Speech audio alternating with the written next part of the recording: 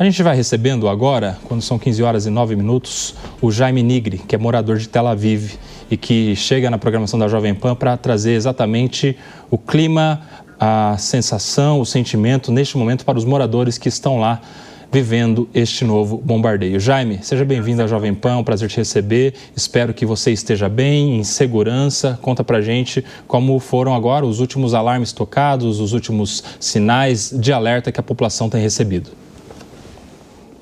Muito prazer, eu estou aqui em Tel Aviv e estou tremendo ainda porque eu estava no caminho para cá e aí deu um alarme.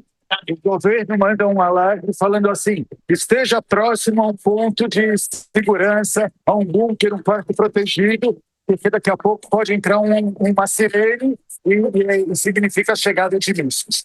E aí eu estava no caminho, tentando chegar aqui no meu destino, e aí deu o alarme, eu tive que parar o carro no meio da rua e fui no cantinho da calçada para ficar protegido.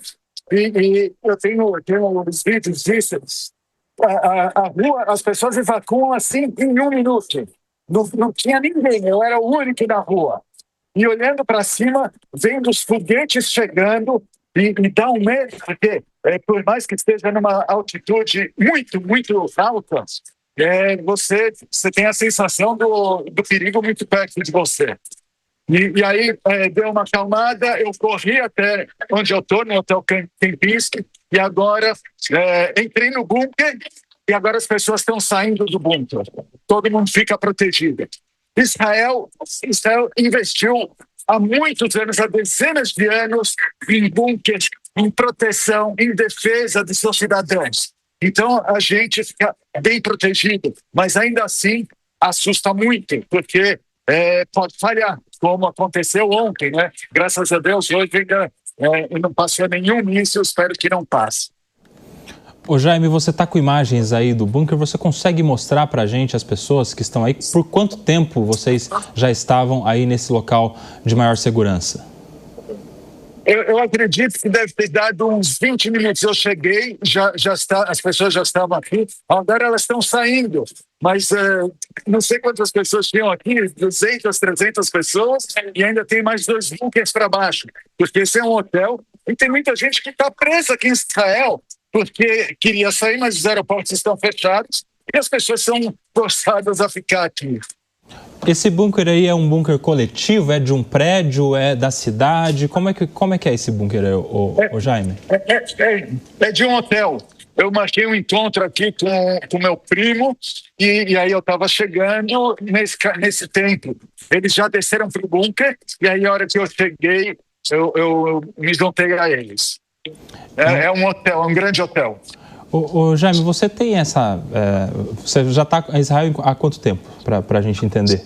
Eu estou há 4 anos aqui. E eu moro aqui há 4 anos. Você consegue se habituar a tocar o alarme, ir para o bunker? Como que é a aflição de um morador que sente que a qualquer momento pode ser atacado, que pode receber um míssil? A gente tem já um número de 14 mortos confirmados em Israel desde o início dos ataques iranianos. Conta pra gente essa sensação de ter que correr a qualquer momento para um local mais seguro. É o seguinte, Israel é um país extremamente seguro. Eu estava comentando ontem com os meus primos que estão aqui a turismo. Eu não tenho uma sensação de medo. Aqui você não tem nenhum perigo, não tem assalto, não tem assassinato, não tem nada. Quando tem essas guerras, o exército e a sociedade estão muito preparados para essas situações.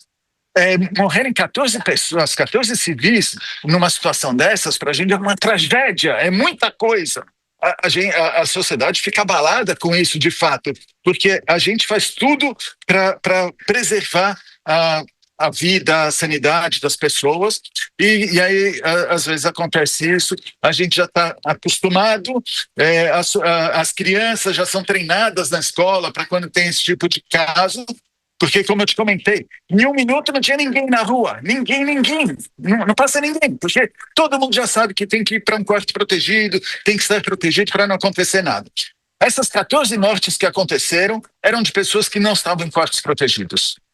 Perfeito. Jaime, você continua com a gente já volta contigo. Eu quero receber aqui, na cobertura especial da Jovem Pan, a respeito deste conflito, o Fábio Piperno, que se junta ao nosso time para repercutir uma nova onda de ataques agora feitos pelo Irã contra Israel. Início da noite, agora cerca de 21 horas e 14 minutos em Israel, e você vê imagens ao vivo de Tel Aviv. E, Piperno, a novidade desse terceiro dia é que o Irã não tem priorizado a madrugada. Inclusive, à luz do dia, em Israel, houve ataques iranianos, inclusive deixando novas vítimas. Como é que você vê a escalada deste conflito? Fábio Piperno, bem-vindo. Boa tarde, Nelson. Um abraço à nossa audiência. É claro que é cada vez mais uma guerra que escala e que dos dois lados a gente observa estratégias que visam, sobretudo, a surpreender o adversário, como é também típico de uma situação de guerra. É o que está acontecendo. A gente sabe do poderio, sobretudo tecnológico, do Estado de Israel, um grande exportador, inclusive, de tecnologia bélica extremamente sofisticada, né? É um país que tem clientes espalhados aí por todo o mundo. É um país preparado, como, inclusive, o nosso amigo lá de Israel, que está agora conversando conosco, enfim, retrata sobre a forma como a população é orientada para situações, né, de extrema tensão, de muito perigo, como é o que vem ocorrendo agora. Só que também é um Irã que, do outro lado, se modernizou bastante nos últimos anos. E aí, Nelson, não podemos ignorar o fato de que hoje, por exemplo, o Irã é um país que fornece drones para a Rússia na guerra contra a Ucrânia. Se Israel se notabilizou por ser um fabricante de armamentos e de artefatos bastante sofisticados nesses últimos anos e também de tecnologia de espionagem, do outro lado, a gente tem um Irã que desenvolveu muito essa tecnologia de drones e, sobretudo, de mísseis de médio e longo alcance. Os mísseis disparados por Teherã, eles alcançam o Estado de Israel, que está a mais de 2.000 quilômetros. Então, essa guerra, esse conflito entre essas duas potências regionais, ela começa a entrar também naquele campo da imprevisibilidade total e, muitas vezes, quem paga por isso é a população civil.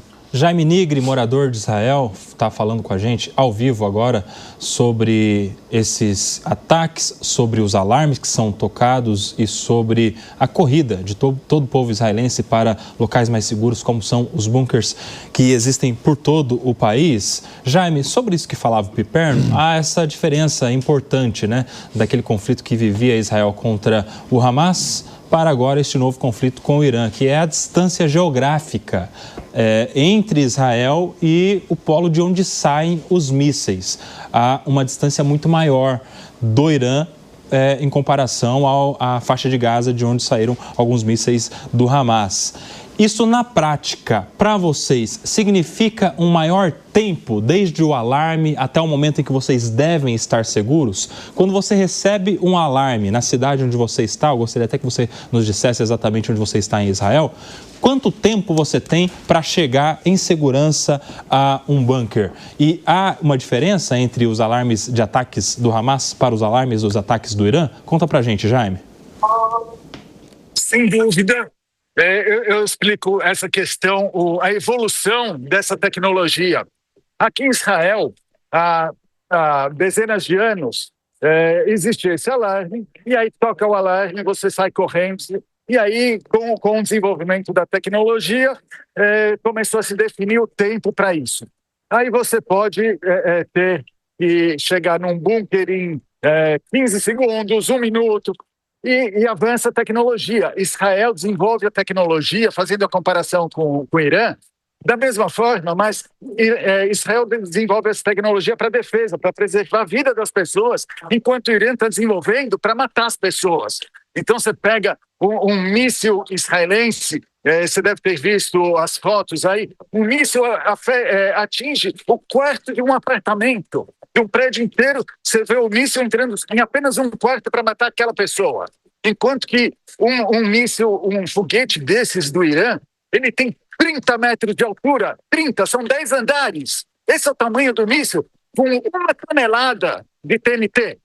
que você acha que vai matar isso? Mata dezenas, centenas de pessoas, destrói 60 prédios, como foi ontem. Então, Israel se desenvolveu para isso. Voltando à questão do templo. Até o começo da guerra, não existia esse alarme que, assim, prepare-se porque está chegando, dentro de alguns minutos vai chegar um foguete. E nesse tempo, esse foguete ainda pode ser destruído, então nem toca o alarme, nem toca a sirene para a gente entrar no bunker. Então, essa é a diferença. A gente está bem protegido, mas não é porque eles são bonzinhos, é porque Israel se desenvolveu dessa forma. Israel preserva a vida. E eu sei que as notícias chegam enviesadas para a mídia, mas essa é a verdade. Eles estão fazendo armas. O Irã, que é um país maravilhoso, de gente jovem, é um país que fervilha a juventude de lá, é extremamente capaz. Eles estão no mundo todo aprendendo, se desenvolvendo no mundo acadêmico e tudo mais, mas esses ditadores extremistas islâmicos, eles querem matar. Então, eles desenvolvem essas armas exatamente para matar a gente. Fábio Piperno faz uma pergunta para o Jaime Nigri, morador lá de Israel, que fala com a gente agora na programação da Jovem Pan. Ô Jaime, você falou algo aí que me chamou a atenção em relação à destruição que já ocorreu de imóveis, de prédios em Israel. Conta um pouco mais sobre isso para nós. O que você já conseguiu visualizar alguma área que tenha sido atingida por esses mísseis? Eu não estive presente, graças a Deus. É chocante, não é legal de ver. Mas todos os apartamentos aqui em Israel, pelo menos os novos, eles têm um quarto protegido no próprio apartamento. Então, quando um míssil atinge o apartamento, atinge esse quarto, as pessoas estão protegidas, né? Eu não testei para ver se é verdade. Espero que não aconteça. A informação que eu tenho é que as pessoas que morreram não estavam em quartos protegidos. Quando acontece uma tragédia dessas, de caírem os prédios, de haver esse tamanho de destruição, eu não sei exatamente quais são os efeitos que acontecem. Eu sei que eu vi as pessoas de um determinado prédio, por exemplo, todas abrigadas, todas bem cuidadas, né? Então existe esse cuidado não só do governo, como da sociedade como um todo. Então está todo mundo de sobreaviso. Israel tem muitos voluntários que ajudam, os hospitais estão sempre prontos para receber. Tudo isso é minimizado quando acontece uma coisa dessas. E eu vou dizer que é muito raro acontecer. Está aí o Jaime falando neste momento ao vivo, diretamente de Israel, de um bunker onde estavam as pessoas. As pessoas já saíram daí? Essas são imagens... Já saíram. Essas são imagens... Jaime, eu preciso te interromper porque essas são imagens ao vivo, diretamente de Israel, e a gente vê novamente ali o céu de Israel com mísseis e o sistema de Israel se defendendo. Corrigindo a imagem, é uma imagem recuperada exatamente de pouco tempo atrás, quando a gente entrou em cobertura especial aqui na Jovem Pan. Agora sim, Jaime, vou com você para você explicar para a gente, as pessoas já deixaram os bunkers aí onde você está? Explica para a gente como é na prática, porque essa é uma realidade muito distante aqui de nós brasileiros, que não tivemos a oportunidade de estar aí em um bunker para vivenciar isso. Tem alimento, tem água, o que tem dentro de um bunker para as pessoas passarem por esses momentos de maior segurança e amparados aí com o mínimo necessário para a sobrevivência. Explica para a gente, Jaime. Em primeiro lugar, é bom deixar claro que existe uma preocupação muito grande do governo com o bem-estar e com a segurança das pessoas. Então, todos os lugares são obrigados a ter bunker. Eu estou num hotel, esse aqui é o Hotel Kempinski, está em Tel Aviv, e tem centenas de pessoas no hotel. Tem três bunkers aqui nesse hotel. A gente estava no segundo subsolo, tem no terceiro e tem no quarto. Além disso, em cada andar tem um quarto protegido também. É um bunker que atende o andar. Isso no hotel, ou seja, todos os hóspedes estão seguramente protegidos. Nos apartamentos, vamos colocar os novos, eles têm um quarto protegido dentro de casa. E aí cada um pode fazer o que quiser, colocar água e tudo, mas na prática, o tempo que a gente fica num bunker acaba sendo pequeno. Hoje em dia, com toda essa tecnologia, com esse entendimento do tempo de perigo, os dois perigos são de uma bomba explodir ou cair estilhaços. E aí, se deu o tempo disso, a gente já sabe. Então, não tem necessidade de suprimentos, de mantimentos, de nada disso. Os prédios mais antigos, que não têm os bunkers dentro dos apartamentos, eles têm no subsolo. Então, as pessoas descem, elas têm 1 minuto para descer. E tem uma curiosidade, muitas vezes você passa por um momento assim de que nada aconteceu, e aí você vai ver, uma pessoa se machucou, uma pessoa até morreu, então, ou porque tropeçou, ou porque se assustou, um ataque cardíaco por causa do susto, da sirene, esse tipo de coisa. Mas, de resto, existe uma proteção. Nas ruas tem também bunkers, tem sinalização, então todo mundo já sabe o que deve fazer.